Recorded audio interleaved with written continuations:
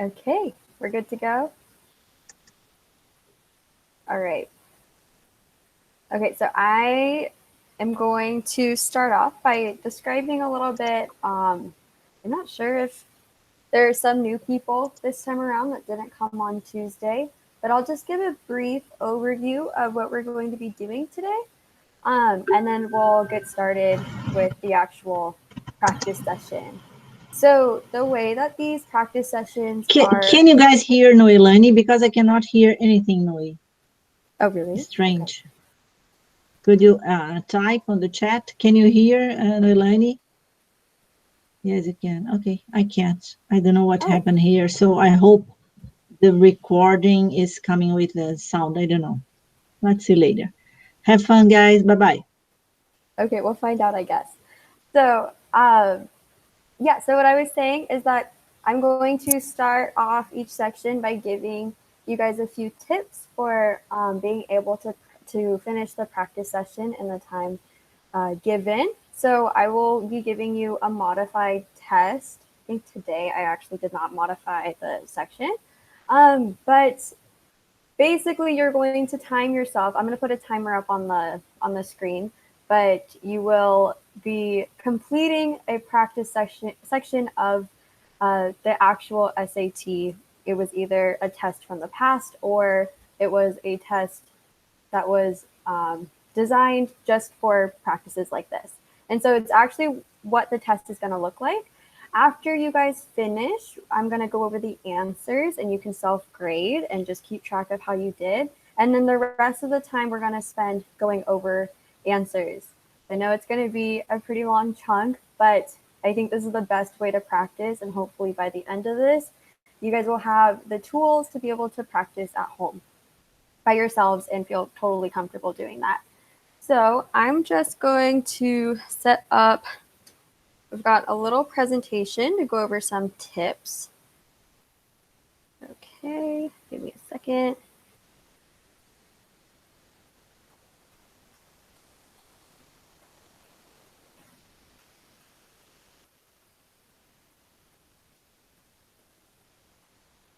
Okay, there might be a little lag, but that's okay. Okay, like I was mentioning before, we are going to go over the math section without the calculator. So this is only a portion of your math score. You're also going to have a section that you are going to be able to use the calculator with, but this is just one subsection of that because we don't have all the time in the world to do the entire test today. That's why it's broken down. So this is what how the SAT is organized. You start with the English portion, and then you go into the math portion. As you can see, it's later on in the test, so you'll probably have a break between writing and the language and then the math. So you might actually be kind of tired by this point. It's okay. We're going to practice it. I'm going to give you some tips so that hopefully you'll be able to get through it even if you're getting a little bit tired, because this is a marathon, not a sprint. So today we're going to be focusing, like I said, on the number 3, that section. It's going to have 20 questions, and you'll have 25 minutes to complete it before you move on to the portion where you're allowed a calculator. Okay, so for today, this is what our practice is going to look like. On the original test day, actually there's no difference. I figured that it's short enough for us to do the same thing with the same time constraint. So you'll have 25 minutes to answer 20 questions. 5 of the questions will be free answer, so they won't be multiple choice. But the other 15, the first 15 are going to be all multiple choice, A through D. You will not be allowed a calculator, and this is very, very strict, even though you still have another math section after this to complete, which we will go over next week. They will be really strict about making sure you put your calculator away.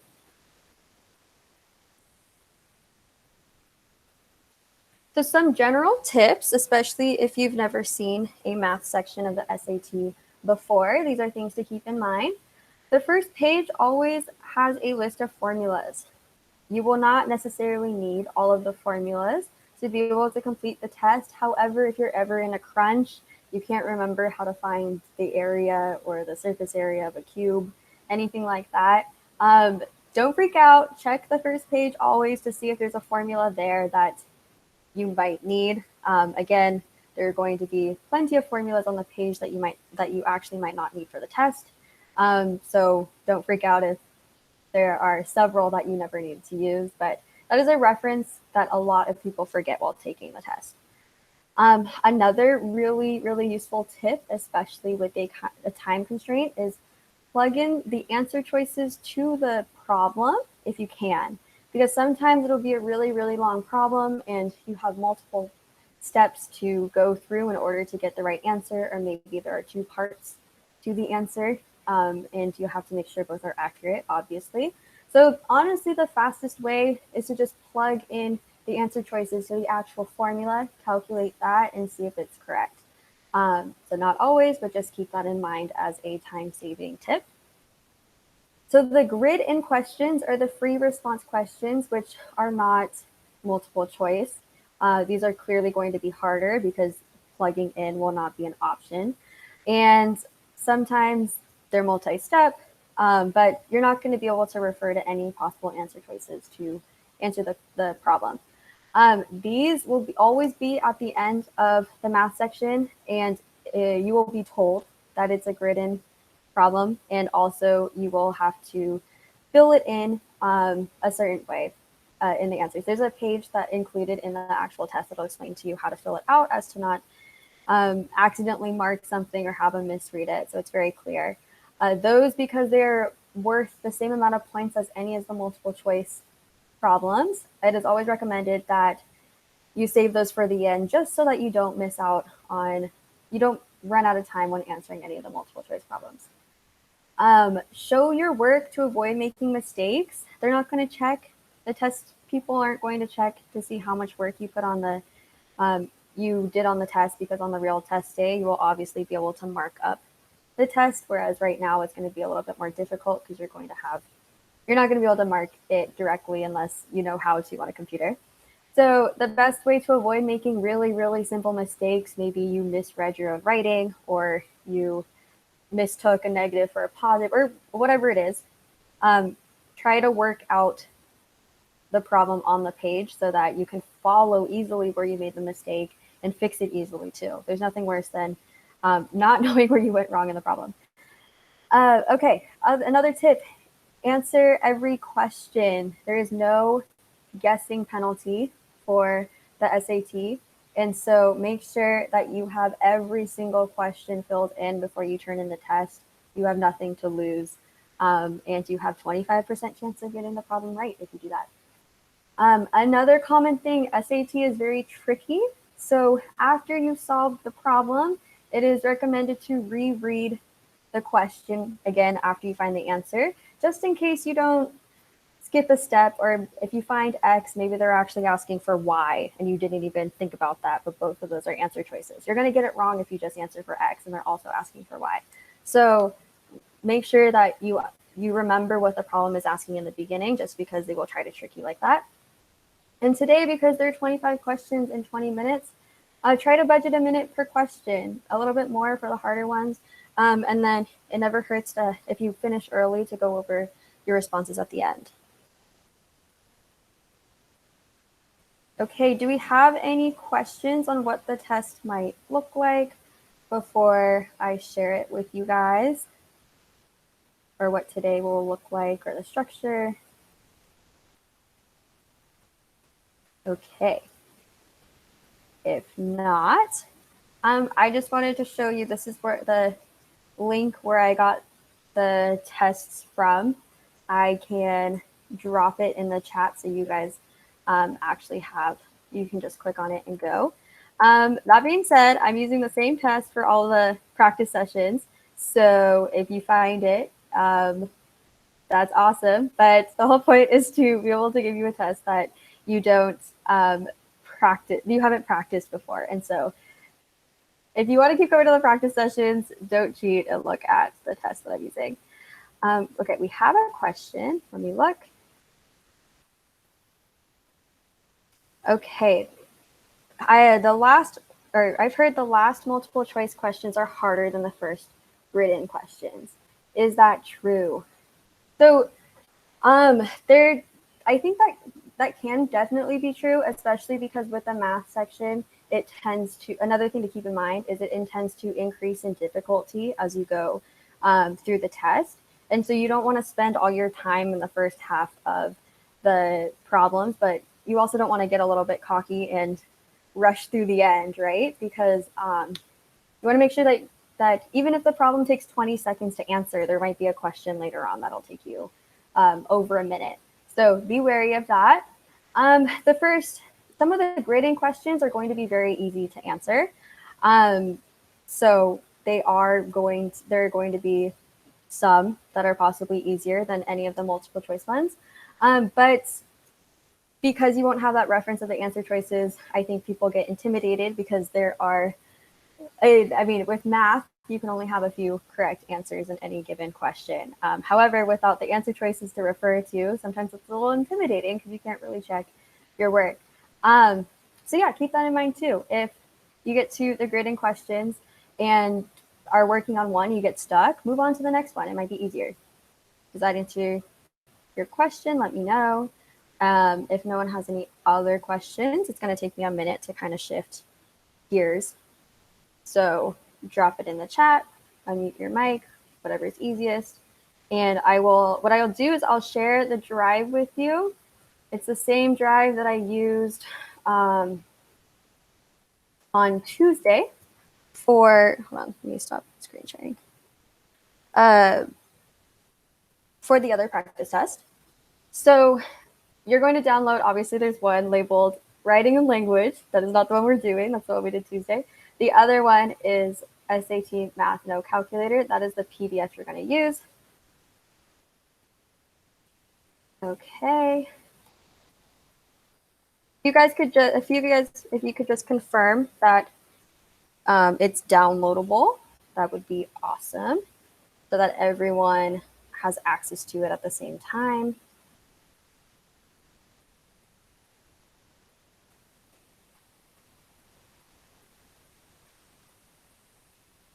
But don't start yet. I'm going to put a timer up. And we're all going to start at the same time. Obviously, I can't see you guys, but hopefully. Okay, great. So it's working for at least one person. Can a few other people confirm just so okay, awesome.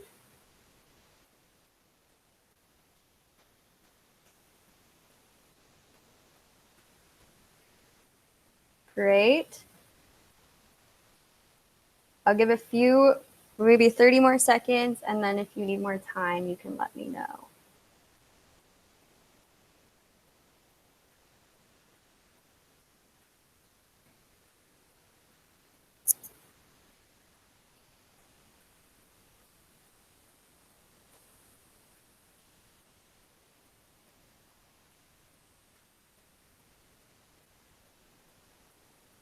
Cool. Does anyone need more time to sort the download? Anyone having problems before we start?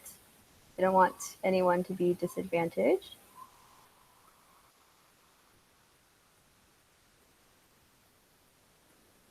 No one? Okay. All right. Okay, so we're going to go through the practice exam. If you finish early, just hang tight. I'm going to wait until the timer goes all the way to 0. And then I'll let you know also when you hit the halfway point. Afterwards, we're going to go over the answers, and you can save any of the questions, whatever you stumped on or missed. We're going to go over that all at the end. So if everyone is ready, without further ado, I'm going to go ahead and mute my mic now so I don't distract you guys.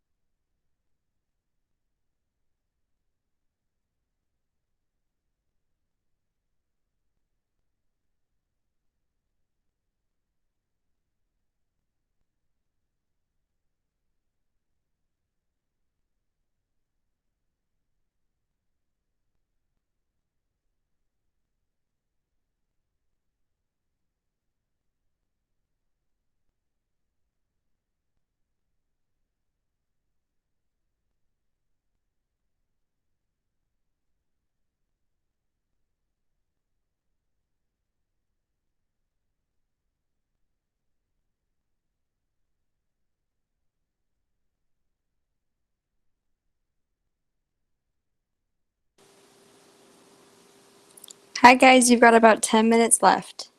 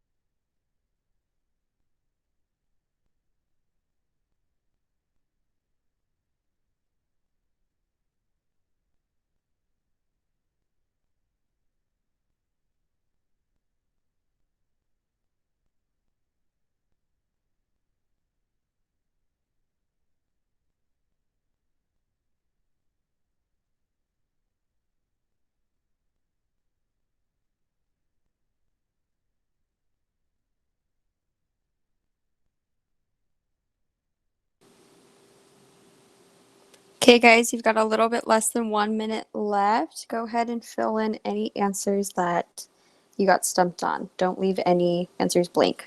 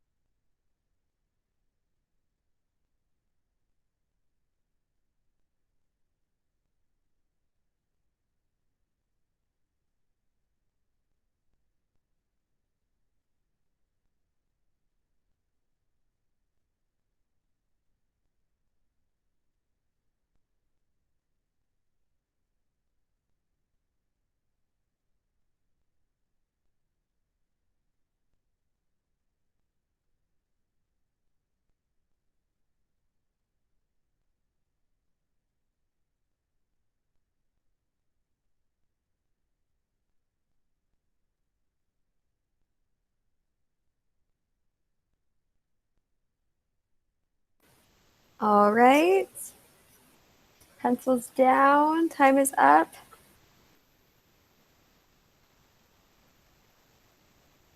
How does everyone feel about it?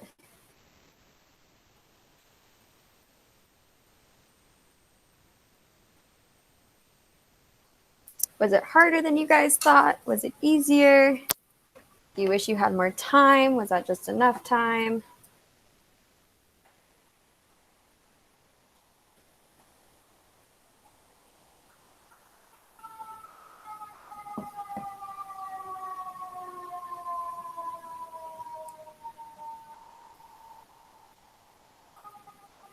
Okay, good. Can you guys hear me? I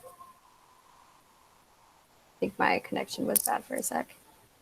Okay, great. What did you guys think? Did you guys all finish? Did you wish you had a little bit more time? Was it harder? Was it easier?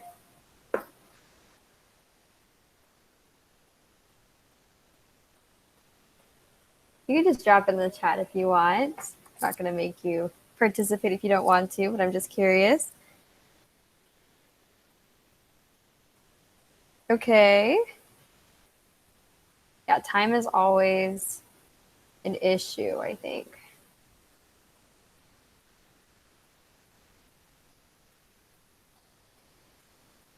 Okay. Okay, we got some mixed reviews. That's all right. Some people are better at math than others. I always need to refresh a bunch before I do math. It's been a really long time. Okay, cool. So I will go ahead and read out the answers. Go ahead and grade yourself, and we will see if your feelings about the test were justified. I'm going to just go through and read it, the whole thing. And if you missed something, you can just drop in the chat which answers you would like me to repeat, and I'll make sure that all of you guys have the answers before we start going over any problems. So everyone, does anyone need more time before I start? Okay, cool. The number 1 is D. Number 2 is A.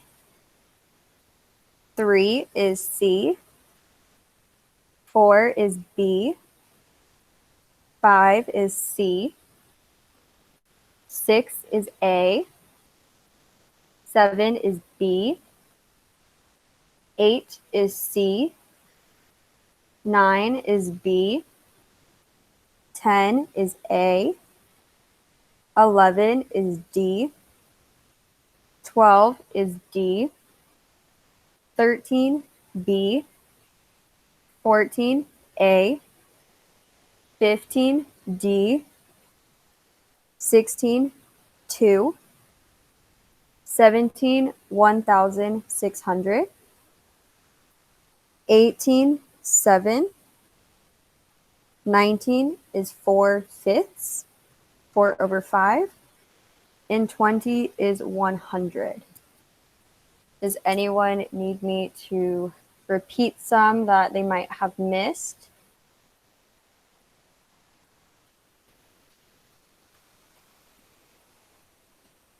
The final 5, okay. I'll go over the free responses again. If anyone missed a multiple choice, go ahead and comment so that I can repeat it, because I'm sure there's some people that missed a few. So do everyone a favor and drop the ones you missed. Okay, so I'm going to go in order. 14 is A. 15 is D as in dog. I'm going to go over the free response and then whoever is dropping in the chat right now. 16 is 2. 17 is 1,600 or 1,600. 18, 7. 19 is 4/5, 4/5, or 0.8, any variation of that. 20 is 100. 12 is D as in dog. 13 is B as in boy. Any other ones before we start going over the answers?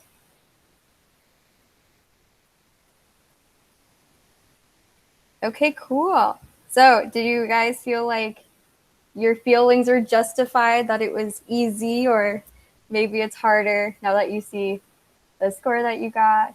You don't have to share your score if you don't want to. Let me just set up the...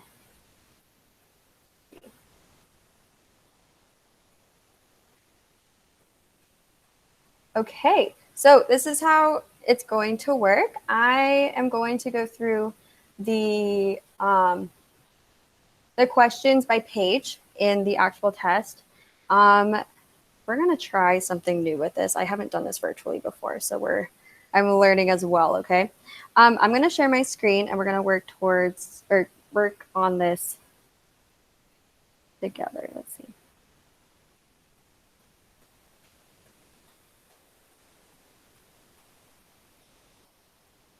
Okay, does this look small for you guys?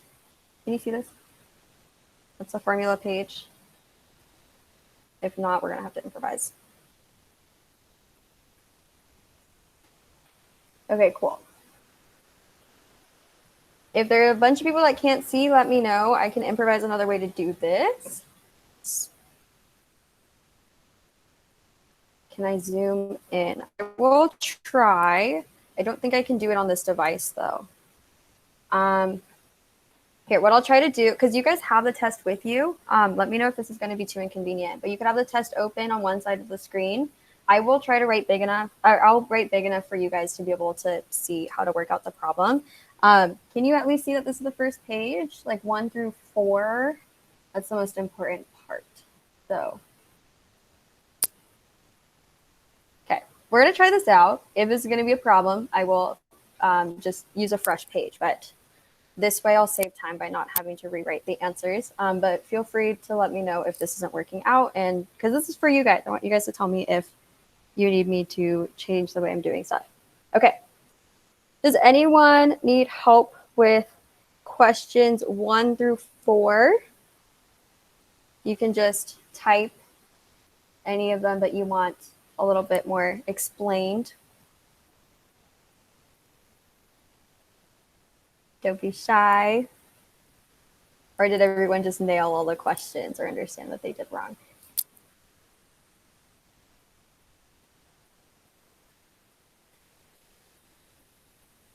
Okay, going once before I flip the page. Okay. What about 5, 6, or 7?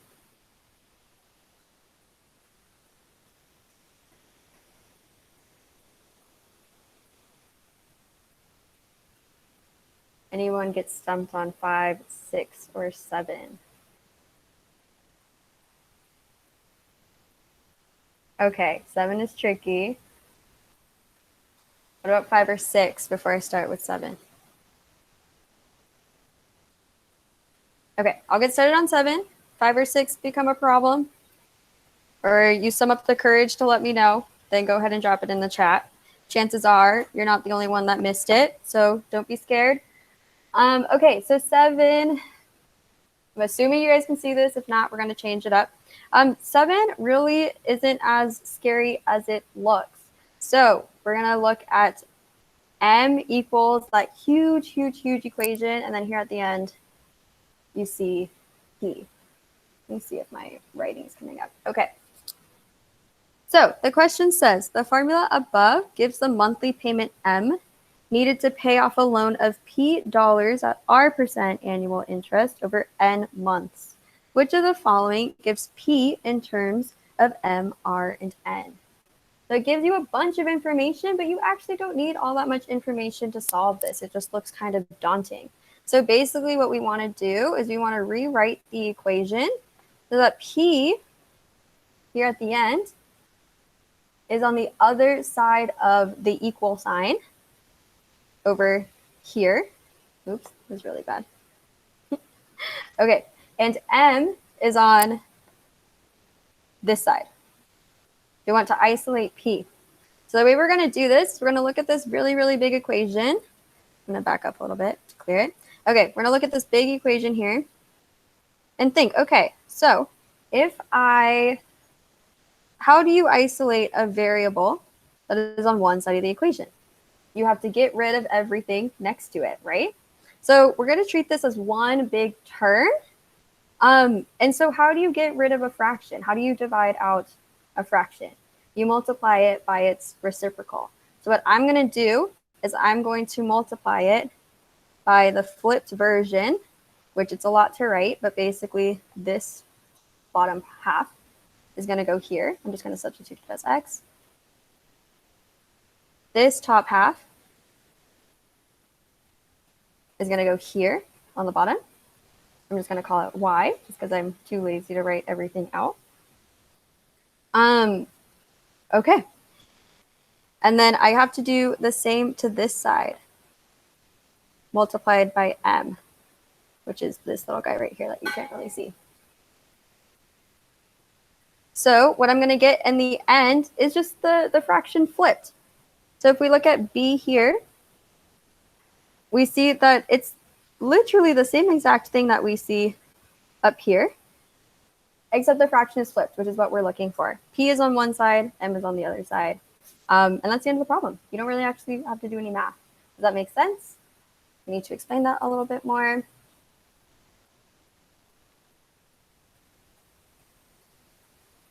Okay. Thank you. Let me know if anyone else needs me to explain that. In the meantime, I'm going to go over to 8, 9, 10, 11, and 12.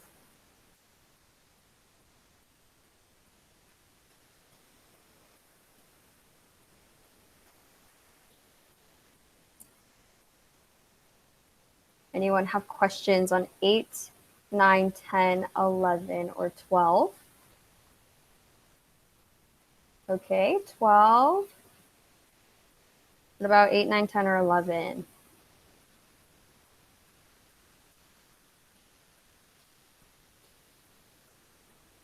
Okay, we'll get started with 12. If you guys change your mind, or this group is really smart, I don't know, then please let me know, okay?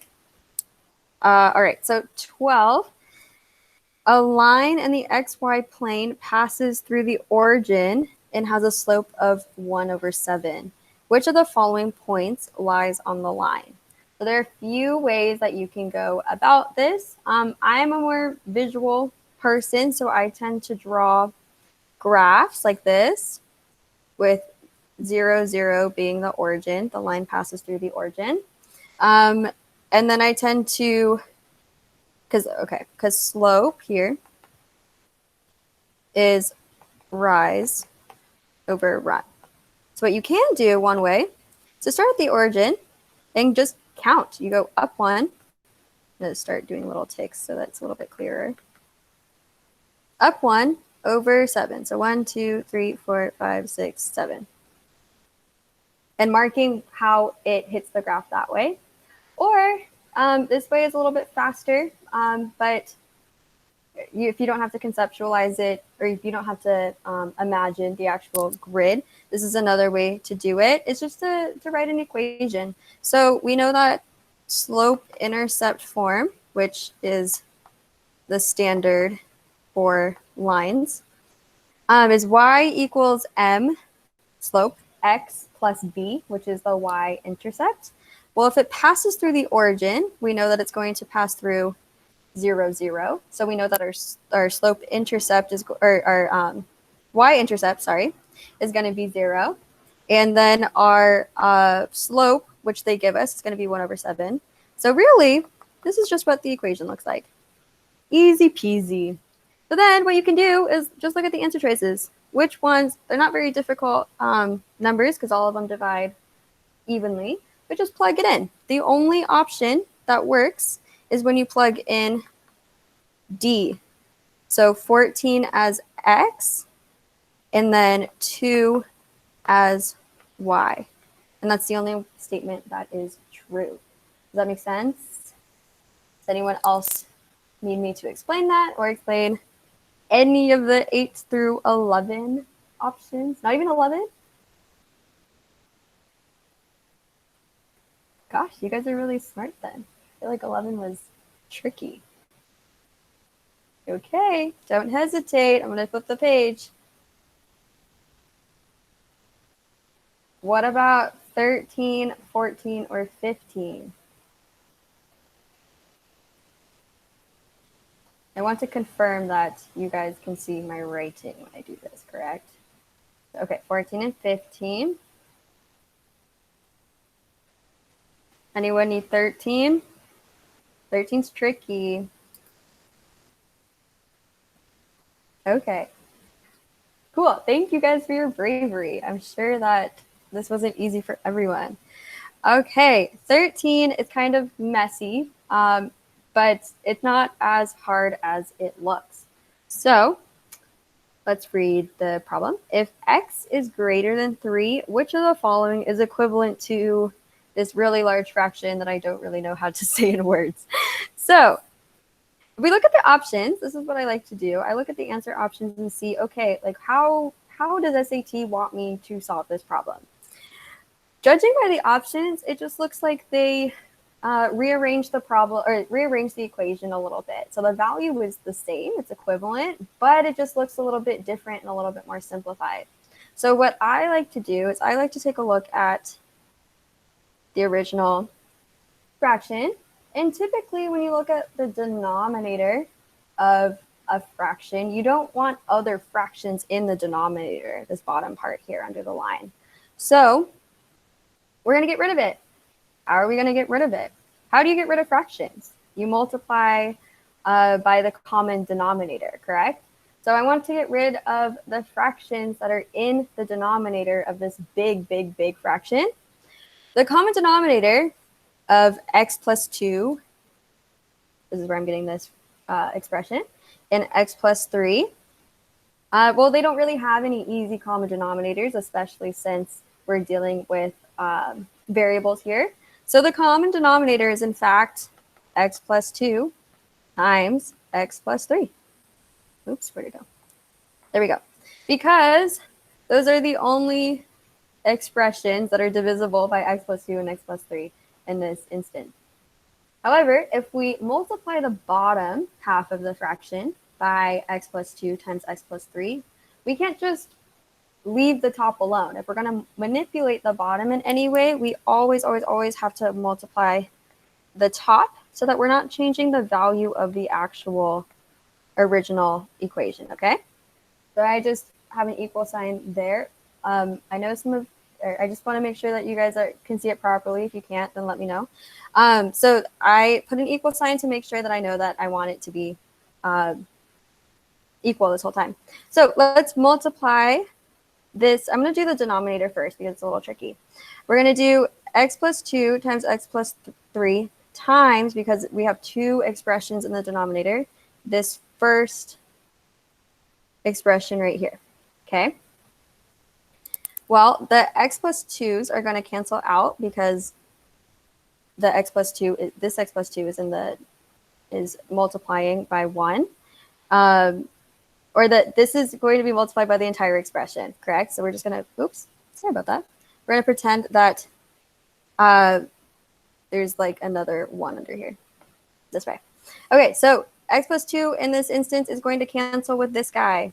What's left over? We have x plus 3. I'm going to contextualize it a bit more so you can see it. And then we're going to also multiply this by this expression. X plus 3 is going to cancel out when we multiply by x plus 3, but x plus 2 stays. So we're going to put that down here.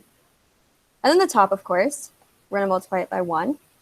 But because we multiply it by 1, we don't change it at all. Okay. So now we got to simplify it. We're going to factor this top to make it look smaller. So we're going to factor it this way. We have x plus 2 plus 2x plus 3x plus 6. And then we're going to add the bottom together. We're going to add like terms together. So we have 2x's here. We're going to get 2x plus the 3 and the 2, which makes 5. Okay, almost done. All we have to do is combine these middle dudes because they are also the same. They're the same term. So the final answer is going to be x plus 2 plus 2x plus 3x, which is going to give you 5x plus 6. That stays the same. And then 2x plus 5 is going to be your denominator. So actually, get the same exact thing as B. It's just the same equation, just manipulated a little bit more. You just have to make sure that you know your fraction rules really well. Okay, number 14, if there are no more questions on 13. This one is also kind of tricky. You have to know your exponent rules. If 3x minus y is 12, what is the value of 8 to the x over 2 to the y? So just looking at the answer choices, it looks like we're going to have to manipulate the base, which is this part of the expression, because we don't really have the same, or first of all, we're dealing with a fraction as the original, and because we might have to, based on the answer choices, we might have to have a different base. So this is what I like to do. So I'm going to rewrite this so it's bigger. So when I see that we have two different exponential expressions in the same fraction, I like to try to manipulate one of them if I can so that they turn into like terms with the on bottom and on the top. So knowing our exponential rules, we know that 8 to the x, or let's just start with 8. We know that 8 is actually the same thing as 2 cubed. So 2 times 2 times 2 equals 8. So what I'm going to do, because we actually have 8x and we can't get rid of the exponent x, I'm going to change this into 2 to the 3x. So this is the basic pattern, but because we have a variable, this is what we're going to use for this particular equation. Oops, that didn't really turn into anything. That was a bad arrow. Okay, anyway, so I'm just going to substitute because, again, we're not changing the value. We're just making it look a little bit different. 2 to the 3x over 2y. Well, look at this expression that they gave us. This is actually a tool to be able to change it a little bit more. So I see here that there's a 3x in the original equation that they give us, and they also just give us an isolated y. It's going to be really, really easy to substitute the y that's here with the equation that they gave us, except because the y isn't isolated, we have to, or because the, actually no, back up. That's going to give us more, oops, nope. going to give us more terms. Okay,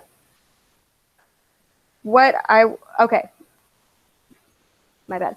We're going to substitute for the 3x here. Give me a second.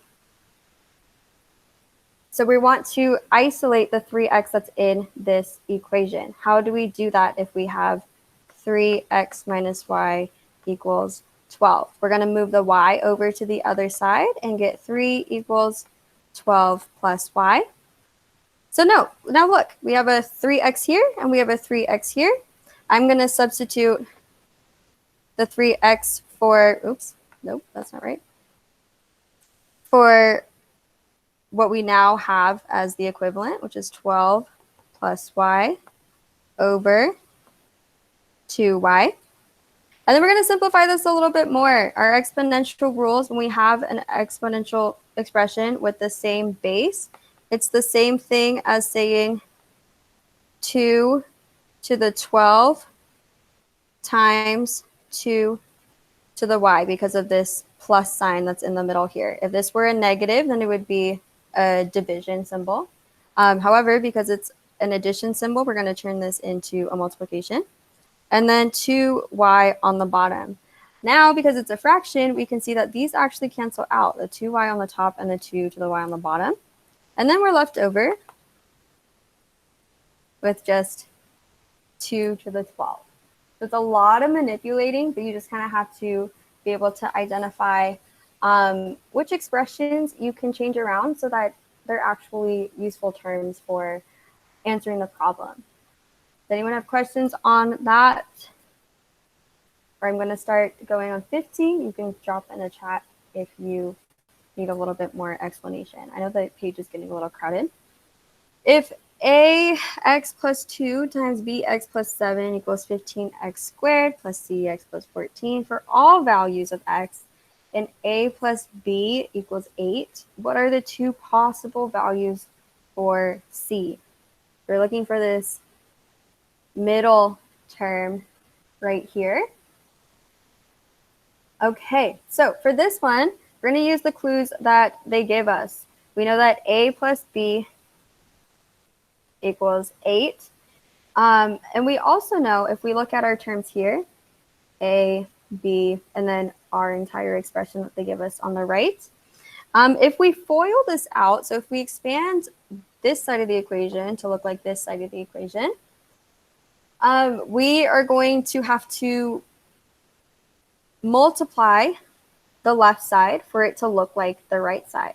So just from the rules of factoring, we know that a times b is going to have to equal 15. And because they gave us that a plus b equals 8, we're going to be able to figure out which numbers make these statements true. So this is something that you can kind of figure out by looking at it. What times what equals 15? That also adds up to 8. The only possible answers are 3 and 5. And 15 is a little bit easier just because the only possible things that can multiply into it are 1, 3, 5, and 15. So you're going to have to know your common, your biggest common factor there.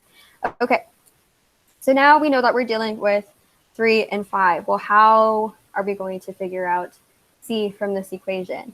Well, we don't know which one is a and which one is b, and that matters when you are factoring, right? So we're going to test both scenarios. We're going to pretend 3 is a for one, and 5 is b, and then we're also going to test 5 as a and 3 as b. So we are, okay. So knowing that we're going to be subbing in these values, we're going to refer back to the left side of the equation just to make it a little bit easier. We're going to plug in, we're going to do for this one, let me put a line here. A is 3, b is 5. So in the factored form, we have 3x plus 2 times 5x plus 7. And we're going to factor it out. We get 15x squared plus 21x plus 10x plus 14. Okay, well, we only really care about c, which is the combined term in the middle. So this is going to be, these together are going to be our c term. What is 21 plus 10? So the c term for this written out equation is going to be 31. So, I mean, if you want to be brave, you can look at the answer choices. 31 is only an option in one of the answer choices, which is D. It's going to end up being the correct answer. However, just a little bit more quickly to double check that the second one is also correct, we're going to plug in the same numbers, except we're going to swap A and B this time. We have 5x plus 2 times 3x plus 7. We're going to get 15x squared plus 35x plus 6x plus 14. These are our middle terms. What is going to be our c value here? We're going to get 41 because we're just looking at the number here. Okay, so we have 41, and then we have 31.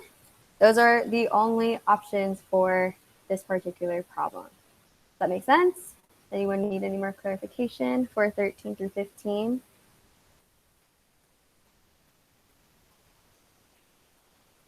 Okay, no one's having problem seeing the writing, just making sure. Cool, cool. So flip the page.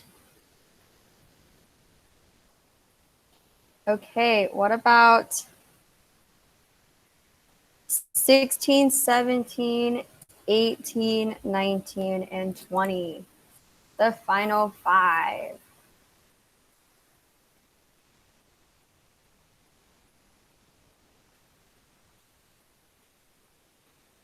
Any of the free response problems?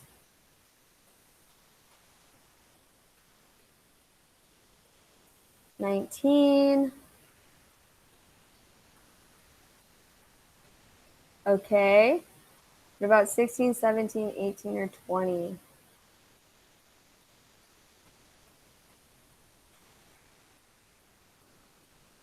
No problems with 17. No problems with 18.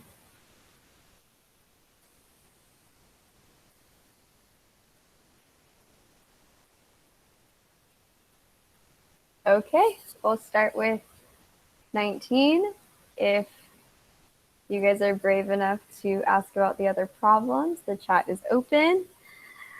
Okay, so in a right triangle, one angle measures x degrees, where sine of x equals 4 over 5. What is cosine 90 minus x?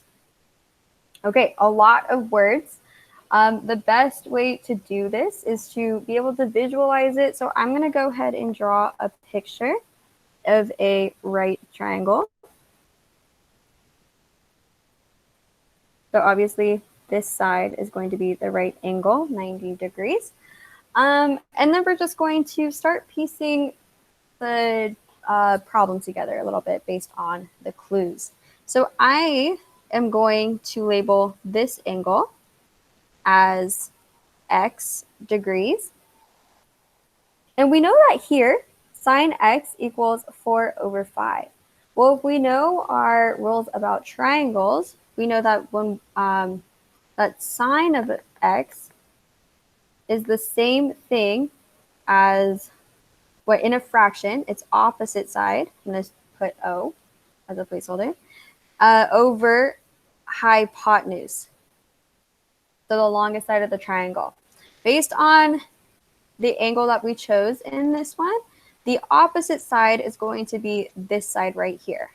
Well, look, they gave us the length of the sides in the actual question. So we know that the opposite side of this angle is going to be 4. The hypotenuse in relation to this angle is always going to be this diagonal line in a right triangle. So now we sketched out what they asked. What is cosine 90 minus x? Okay, well, which angle is 90 minus x? It's going to be this one right here that I'm marking with 2 ticks because I don't know if it's the same value as the other angle. And 90 minus x is labeled, or we know that it's this angle because both this angle that we just labeled and the one that we started with, those two have to add up to 90 degrees. And how do we know that? Triangles, all the angles inside a triangle add up to 180 degrees. And because we know that this is a right triangle, we know that 90 degrees is already in this, in the right angle. So cosine 90 minus x is going to be this angle right here. Okay, so now we know what angle they are referring to, but now we have to deal with cosine. What is cosine x equal to in terms of the length of the sides of the triangle? Cosine x is the same thing as adjacent over hypotenuse. Okay, well, we're looking at this angle again with the 2 tick marks in the corner above 4 and 5. And we're going to look for the adjacent side and the hypotenuse side. Well, the adjacent side is the one that's not opposite, so it's going to be this side. But look, we already have our value for this based on our sketch. So we know that I'm running out of room, but cosine of x is going to equal, the top is going to equal 4. Okay, and then what is the hypotenuse? Well, we already figured that one out too from this picture. It's going to be 5. We don't even actually need this side over here, which is really nice because we didn't actually have to do anything besides draw. So that is why cosine 90 minus x is going to equal 4 over 5. You could also put 0.8. Yeah, I think that's the only other way that you could write it for the free response questions. Anyone have any questions on that?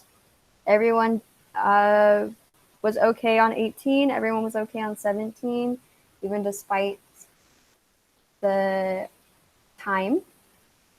I know some of them are tricky.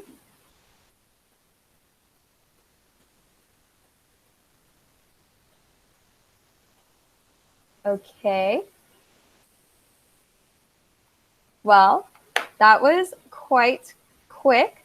I'm going to stick around to answer any lingering questions, or if you need me to clarify any of the questions that we went over. This is your last chance to ask about any problems we didn't go over as a group so that we could work through it together. Before you guys log out, I just want to remind you guys that we have another session next Tuesday at the same time at 6 p.m. your guys' time to go over the reading section. So on this past Tuesday, we went over the writing and the language, and this upcoming Tuesday, we're going to go over the actual passages and the reading comprehension, which is arguably the hardest section on the SAT because it's very, very tiring and it's tricky. So it's going to be the same format as this one. And it's going to be slightly longer and slightly more tiring. And then we're also going to do math with the calculator on Thursday.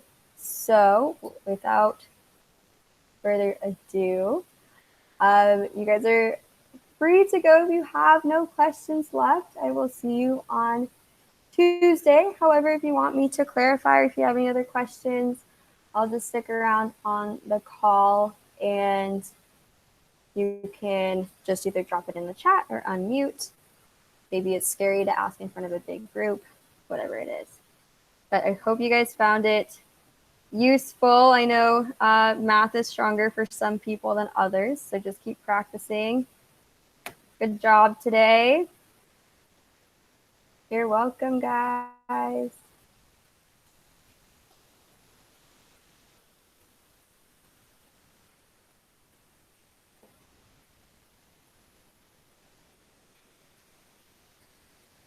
Hope you found this useful. Good job today. I'll see you guys later.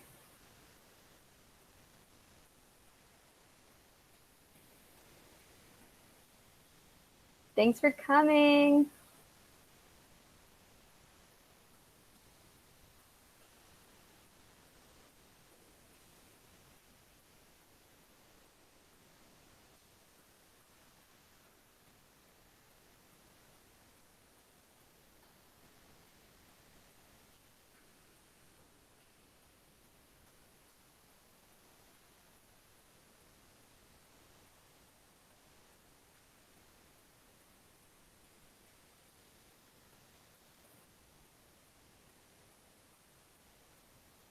Hi, Julia.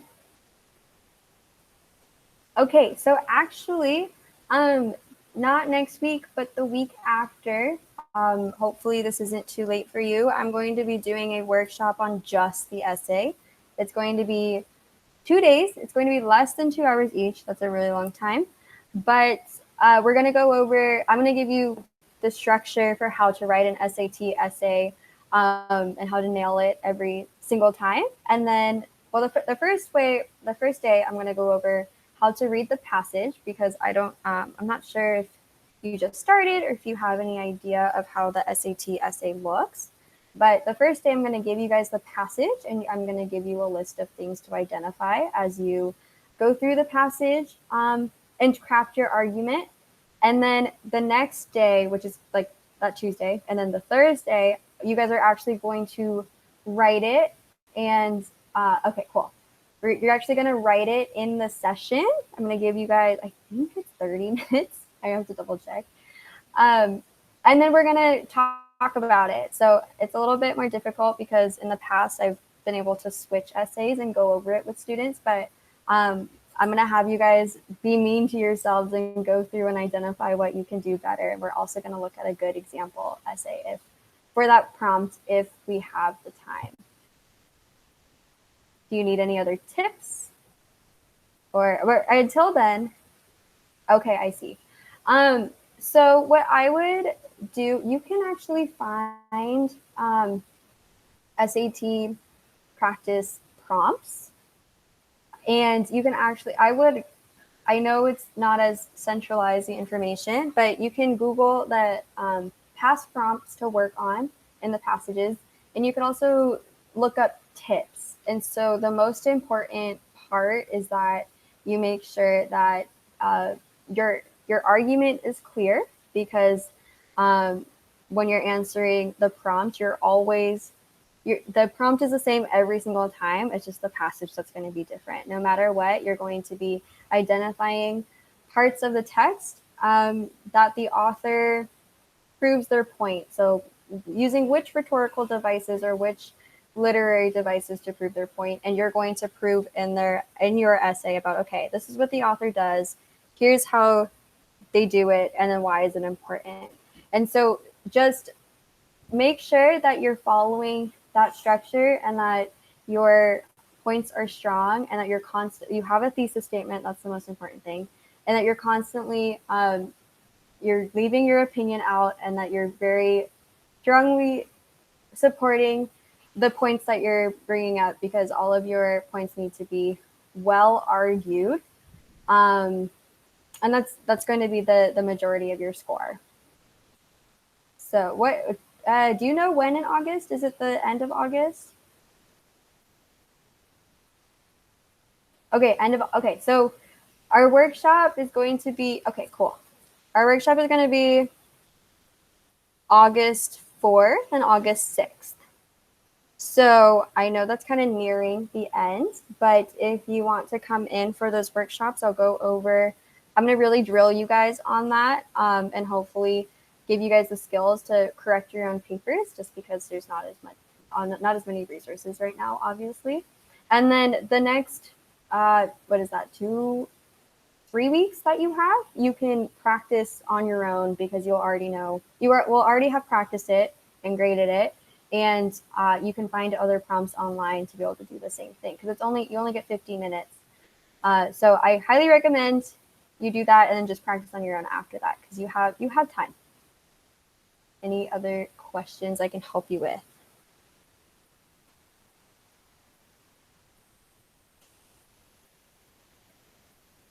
Okay, great. Thank you for coming. Hope it was helpful. I will see you on Tuesday. Ciao. I'm going to close the room now.